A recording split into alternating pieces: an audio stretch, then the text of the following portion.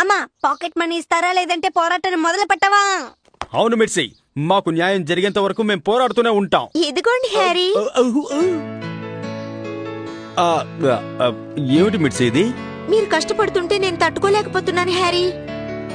మిర్చి, ఏమిటి నీలో సడన్ గా ఇంత మార్పు?